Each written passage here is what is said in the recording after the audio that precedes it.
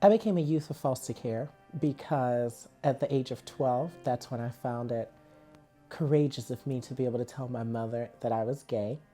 But then that wasn't the correct word. Transgender would have been the right word, but at that time, never even heard of the word. So I came out to my mother, happy and hoping that she would be happy for me as well for knowing something early on, and she wasn't. I went to 5 different behavioral facilities because it was a mental problem that I was having, which they diagnosed me with bipolar, schizophrenia, multiple personality disorder, all for wanting to dress as a woman because that's the way I felt inside. And then my very last visit at one of the behavioral facilities, she left me there for 82 days until they were able to find a foster parent for me.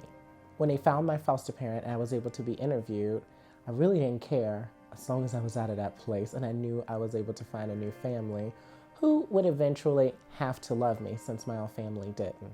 I started out in foster care living with my aunt, and all my brothers and sisters was there, and everything was great.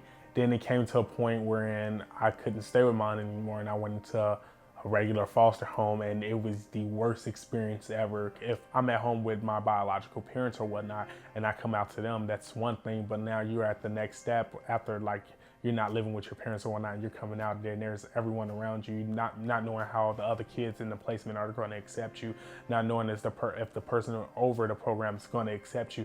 So it's like, where do I go from here? Because if then you think in your mind, if I'm being put out of this place, or if I don't want to live here, where is there else to go? Because this is like the last step for me at this point.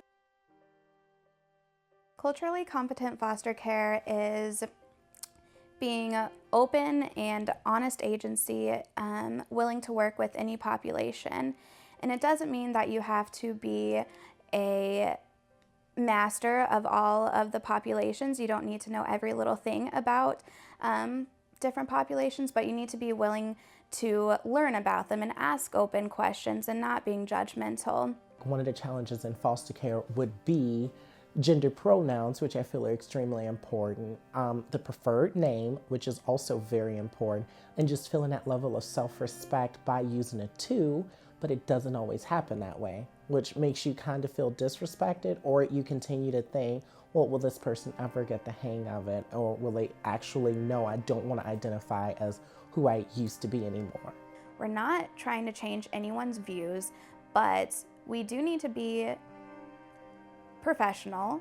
We need to be open and safe to these youth that have been so hurt by people that they love and people that they trust. And so we can't be just another person that they come to that is going to hurt them again.